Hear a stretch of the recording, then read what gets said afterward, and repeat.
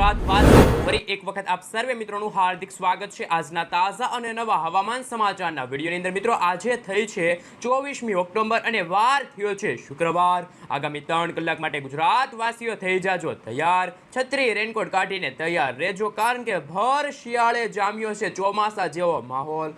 હવામાન વિભાગના જણાવ્યા અનુસાર અત્યારે અરબ સાગરની અંદર ડિપ્રેશન સક્રિય થયું છે, જેના ભાગરૂપે ગુજરાતમાં આગામી 24 કલાકથી લઈને 48 કલાક દરમિયાન ભારેથી ભારે વરસાદ જોવા મળશે। સૌરાષ્ટ્રના દરિયાઈ કાંઠે પણ મિત્રો તમે જોઈ શકો છો વીજળીના ગાજવીજ સાથે કડાકા ભડાકા સાથે થંડરસ્ટોર્મ એક્ટિવિટીના ભાગરૂપે ધોધમાર વરસાદ પડી રહ્યો છે। આ સાથે હવામાન વિભાગની સાથે સાથે પરેશભાઈ ગોસ્વામી અને હવામાન નિષ્ણાંત એવા અંબાલાલ પટેલની નવી નકોર આગાહી સામે આવી છે, જેમાં અંબાલાલ પટેલના જણાવ્યા અનુસાર ગુજરાત રાજ્યમાં વરસાદના નવા નક્ષત્રને લઈને, એટલે કે મિત્રો ગુજરાતમાં વરસાદનું છેલ્લું નક્ષત્ર સ્વાતિ નક્ષત્રની શરૂઆત થઈ ગઈ છે અને સ્વાતિ નક્ષત્રનું વાહન ડેટકો છે અને આ નક્ષત્ર મિત્રો આગામી 6 નવેમ્બર સુધી ચાલુ રહેશે। એટલે કે ગુજરાતમાં આજથી લઈને આગામી 7 થી 8 દિવસ સુધી ભારેથી ભારે વરસાદની આગાહી પણ અંબાલાલ પટેલે વ્યક્ત કરી છે। આ સાથે મિત્રો એક સાથે બબ્બે વરસાદી સિસ્ટમ સક્રિય થઈ છે। બંગાળની ખાડીમાં અત્યારે હાલ વેલમાર્ક લો પ્રેશરવાળી વરસાદી સિસ્ટમ સક્રિય થઈ છે અને આમ અત્યારે અરબ સાગરના દરિયાની અંદર એક ડિપ્રેશનવાળી વરસાદી સિસ્ટમ સક્રિય થઈ છે, તે અત્યારે વાવાઝોડાની અંદર પણ કન્વર્ટ થઈ શકે છે। ગુજરાતના દરિયાઈ કાંઠાના ભાગોની અંદર અત્યારે મિત્રો 50 થી લઈને 60 કિલોમીટર પ્રતિ કલાકની ઝડપે તોફાની પવનો ફૂંકાઈ રહ્યા છે। આગામી 3 દિવસ સુધી માછીમારોને દરિયો ન ખેડવા સાવચેત રહેવા માટે અપીલ હવામાન વિભાગે વ્યક્ત કરી છે। ખાસ કે મિત્રો શનિવારે અને રવિવારે ગુજરાતમાં વરસાદનું જોર વધશે। ગુજરાતમાં ફરી એકવાર ભારેથી ભારે વરસાદ પડવાને લઈને હવામાન વિભાગ તરફથી યલો એલર્ટ અને ઓરેન્જ એલર્ટની જે વોર્નિંગ છે જાહેર કરી દેવામાં આવી છે। સૌરાષ્ટ્રના દરિયાઈ કાંઠે અત્યારે 1 નંબરનું સિગ્નલ છે એ પણ જાહેર કરી દેવામાં આવ્યું છે। ફરી એકવાર મિની વાવાઝોડાની અસરોના ભાગરૂપે આજે દક્ષિણ ગુજરાતના ભાગોમાં પણ સાંજે અને રાત્રિના સમયગાળા દરમિયાન ધોધમાર વરસાદ જોવા મળશે, તોફાની પવનો ફૂંકાશે, વીજળીના ગાજવીજ સાથે કડાકા ભડાકા સાથે ધોધમાર વરસાદ વચ્ચે પરેશભાઈ ગોસ્વામીએ વ્યક્ત કરી છે પોતાની આગાહી। પરેશભાઈ ગોસ્વામીના જણાવ્યા અનુસાર અત્યારે ઉત્તર ગુજરાતના ભાગોમાં વહેલી સવાર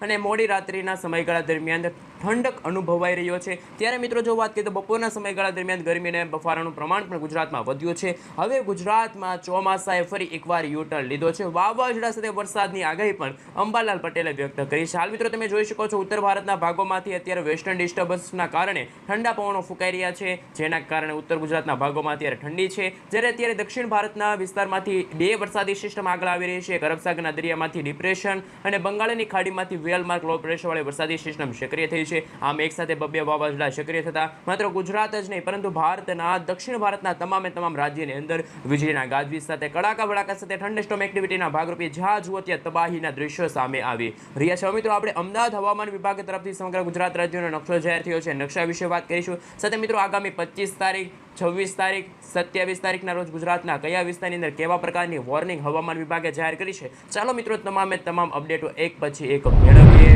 મિત્રો તમે જોઈ શકો છો અમદાવાદ હવામાન વિભાગ તરફથી સમગ્ર ગુજરાત રાજ્યનો જે નકશો જાહેર કર્યો છે, જેમાં આગામી 3 કલાક માટે સૌરાષ્ટ્રના દરિયાઈ કાંઠાના વિસ્તારવાળા લોકો થઈ જાજો તૈયાર, કારણ કે દેવભૂમિ દ્વારકા છે, પોરબંદર છે, જૂનાગઢ છે, ગીર સોમનાથ છે, અમરેલી છે, આ સાથે ભાવનગર છે, રાજકોટ છે, ત્યાં મિત્રો વરસાદ પડવાને લઈને હવામાન વિભાગ તરફથી યલો એલર્ટની જે વોર્નિંગ જાહેર કરી છે। આ સાથે દક્ષિણ ગુજરાતના વિસ્તારમાં પણ તમે જોઈ શકો છો દાહોદ છે, વડોદરા છે, છોટાઉદેપુર છે, ભરૂચ છે, નર્મદા, સુરત, તાપી, ડાંગ, નવસારી, વલસાડ, દમણ, દાદરાનગર હવેલીમાં પણ હવામાન વિભાગ તરફથી યલો એલર્ટની વોર્નિંગ જાહેર કરી છે, જ્યારે કચ્છ, બનાસકાંઠા, પાટણ, સાબરકાંઠા, અરવલ્લી, મહીસાગર, સુરેન્દ્રનગર, આ સાથે મોરબી, જામનગર, બોટાદ, આણંદ, ખેડા, અમદાવાદ, ગાંધીનગરમાં મિત્રો તમે જોઈ શકો છો જે અત્યારે વાતાવરણ બિલકુલ ચોખ્ખું છે, એટલે કે એ વિસ્તારની અંદર અત્યારે ગરમી અને ઉકળાટનું પ્રમાણ બપોરના સમયગાળા દરમિયાન વધી રહ્યું છે, મહત્તમ તાપમાન વધી રહ્યું છે, જ્યારે વહેલી સવાર દરમિયાન લઘુત્તમ તાપમાનમાં પણ વધારો થયો છે। જેમ જેમ સમયગાળો પસાર થતો જશે તેમ મિત્રો તમે આગાહી લઈને જે નકશા જોઈ શકો છો। 26 તારીખના રોજ સૌરાષ્ટ્રના દરિયાઈ કાંઠાના ભાગોમાં હવામાન વિભાગ તરફથી વરસાદની આગાહી વ્યક્ત કરવામાં આવી છે, જ્યારે દક્ષિણ ગુજરાતના ભાગોમાં પણ વરસાદ છે ભૂક્કા કાઢી નાખશે। આ સાથે મિત્રો જો વાત કરીએ તો 27 તારીખ 28 તારીખના રોજ પણ તમે નકશા જોઈ શકો છો। 27 તારીખના રોજ આ રીતે મિત્રો હવામાન વિભાગ તરફથી જે વોર્નિંગ જાહેર કરી છે, પરંતુ 29 તારીખના રોજ મિત્રો તમે જોઈ શકો છો ગુજરાતના માત્ર ઉત્તર ગુજરાતના વિસ્તારો, જેમાં ખાસ કે બનાસકાંઠા છે, આ સાથે મિત્રો તમે જોઈ શકો છો બનાસકાંઠાની સાથે સાબરકાંઠા, અરવલ્લી, પાટણ, મહેસાણા, ગાંધીનગર, ખેડા અને અમદાવાદ, આ 7 થી 8 એવા જિલ્લાઓ છે કે જ્યાં ચોમાસાએ વિદાય લીધી ત્યાર પછી ત્યાં ઠંડીનો અનુભવ થઈ રહ્યો છે। બાકી આ મિત્રો તમે વિસ્તાર જોઈ શકો છો કચ્છ છે, દેવભૂમિ દેવભૂમિ દ્વારકા, જામનગર, મોરબી, સુરેન્દ્રનગર, ભાવનગર, અમરેલી, ગીર સોમનાથ, જૂનાગઢ, પોરબંદર, રાજકોટમાં ચોમાસાની વિદાય બાદ હજુ પણ મિત્રો ખાસ કે ભર શિયાળે ચોમાસા જેવો માહોલ જામ્યો છે. વીજળીના ગાજવીજ સાથે કડાકા ભડાકા સાથે ધોધમાર વરસાદ છે ગુજરાતમાં જોવા મળશે. અને આ સાથે તમે જોઈ શકો છો દક્ષિણ ગુજરાતના વિસ્તારોમાં પણ ભારેથી અતિ ભારે વરસાદ પડવાને લઈને હવામાન વિભાગે પોતાની આગાહી છે કે જે વ્યક્ત કરી છે.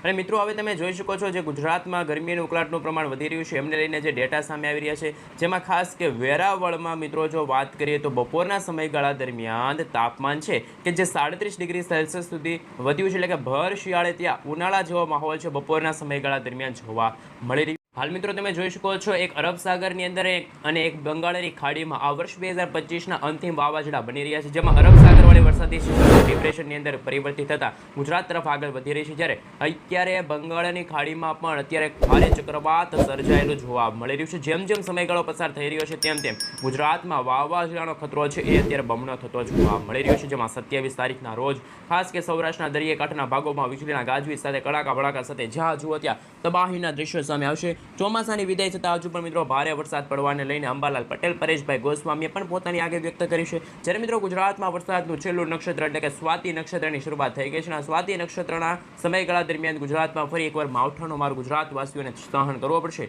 તેવા પણ હવામાન સમાચાર સામે આવી રહ્યા છે. એક તરફ બંગાળની ખાડીમાં અત્યારે વેલમાર્ક લો પ્રેશરવાળી વરસાદી સિસ્ટમ છે. જો આ વરસાદી સિસ્ટમ ઉત્તર અને પશ્ચિમ દિશા તરફ આગળ આવશે તો ખાસ કે ગુજરાતમાં ફરી એકવાર વાવાઝોડાનો ખતરો જોવા મળશે. પરંતુ આ વરસાદી સિસ્ટમ યુટર્ન લેશે અને ઉત્તર પૂર્વ દિશા તરફ આગળ આવશે તો ગુજરાતમાં એ વાવાઝોડાનો ખતરો ટોળાશે નહીં. પરંતુ અરબ સાગરવાળી વરસાદી સિસ્ટમ સક્રિય હોવાના કારણે ગુજરાતમાં 27 તારીખના રોજ આખા દિવસ દરમિયાન ગુજરાતના 95% સુધીના વિસ્તારોમાં છે મેઘ તાંડવ શરૂ થવા જઈ રહ્યું છે. આભ પાટે તેવા દ્રશ્યો પણ સામે આવશે. આ સાથે મિત્રો 28 તારીખના રોજ ગુજરાતના વિસ્તારોથી લઈને એક વરસાદી છેડો છે એ રાજસ્થાનથી લઈને નવા દિલ્હીના વિસ્તારો સુધી આ વરસાદી સિસ્ટમનો છેડો ઘેરાયેલો જોવા મળી રહ્યો છે. આમ અત્યારે બહોળા સર્ક્યુલેશન બની રહ્યા છે અને આ નવા સર્ક્યુલેશનના ભાગરૂપે ગુજરાતમાં વાવાઝોડાનો ખતરો ટોળાઈ રહ્યો છે. જ્યારે અત્યારે તમે જોઈ શકો છો કે એક બંગાળની ખાડીવાળી વરસાદી સિસ્ટમ સક્રિય થતાં હાલ કે વિશાખાપટ્ટનમ છે, હૈદરાબાદ છે, ત્યાં મિત્રો તબાહીના દ્રશ્યો સામે આવશે. હવામાન વિભાગ તરફથી એ વિસ્તારની અંદર રેડ એલર્ટની વોર્નિંગ છે એ પણ જાહેર કરી દેવામાં આવશે. 27 તારીખ 28 તારીખના રોજ ગુજરાત ફરી એકવાર આખે પાણીમાં ડૂબતું જોવા મળવાનું છે.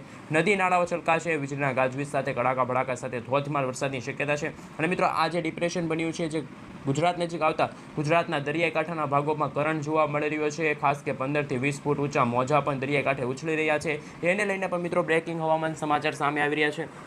જેમ જેમ મિત્રો સમયગાળો પસાર થઈ રહ્યો છે તેમ તેમ ગુજરાતના વાતાવરણમાં છે અસ્થિરતા સર્જાતી જોવા મળી છે. જ્યારે પૂર્વ ભારતના ભાગોમાં ખાસ કે વરસાદ છે, જ્યારે પશ્ચિમ ભારતના ભાગોમાં પણ વરસાદ છે. આમ અત્યારે સમગ્ર ભારત દેશની અંદર ત્રણ ઋતુનો અહેસાસ સમગ્ર ભારતવાસીઓને થઈ રહ્યો છે. જ્યારે ઉત્તર ભારતના ભાગો પર મિત્રો વહેલી સવાર દરમિયાન ઠંડી અને ખાસ હિમવર્ષા પડી રહી છે. જ્યારે બપોરના સમયગાળા દરમિયાન આપણા ગુજરાતમાં ગરમી અને ઉકળાટનું પ્રમાણ વધ્યું છે. તો દક્ષિણ ભારતના વિસ્તારોમાં વાવાઝોડા સાથે વરસાદની ગતિવિધિને લઈને પણ નવી અપડેટો છે સામે આવી રહી છે. પરંતુ આગામી 3 કલાક માટે ગુજરાતના ખાસ કે સૌરાષ્ટ્રના દરિયાકાંઠાના ભાગોમાં છે એ વરસાદ જોવા મળશે. કમોસમી વરસાદી ભાવરૂપે માવઠું છે એ ભૂક્કા કાઢી શકે છે. હવે મિત્રો ચોમાસાની વિદાય થઈ ગઈ છે, સ્વાતિ નક્ષત્રની શરૂઆત થઈ ગઈ છે. હવે મિત્રો ખાસ કે નવેમ્બર અને ડિસેમ્બર મહિનામાં ગુજરાતમાં શિયાળો અને ઠંડીમાં ભારે વધારો થશે. ખાસ મિત્રો હવે ઠંડીને લઈને પણ નવી અપડેટ પરેશભાઈ ગોસ્વામીએ વ્યક્ત કરી છે. પરેશભાઈ ગોસ્વામીના જણાવ્યા અનુસાર નવેમ્બર અને ડિસેમ્બર મહિનામાં છે એ કાતિલ ઠંડીનો અહેસાસ ગુજરાતવાસીઓને થશે. તેમને લઈને પણ નવી અપડેટો છે ખાસ કે જાહેર થઈ રહી છે. બીજી તરફ મિત્રો અત્યારે તમે જોઈ શકો છો કે અરબ સાગરવાળી વરસાદી સિસ્ટમ હજુ પણ મજબૂત બનશે અને ખાસ કે આ વરસાદી સિસ્ટમ મજબૂત બનવાની સાથે એ વરસાદી સિસ્ટમના જે છેડાના ભાગો છે ત્યાં અત્યારે દક્ષિણ ગુજરાતના સુરત, તાપી, નવસારી, દમણ, દાદરાનગર હવેલીમાં પણ ભારેથી અતિ ભારે વરસાદ જોવા મળી રહ્યો છે. ક્યારેક વાવાઝોડા સાથે વરસાદની ગતિવિધિ થઈ રહી છે, જ્યારે ક્યારેક જોટાના પવનો ફૂંકાઈ રહ્યા છે.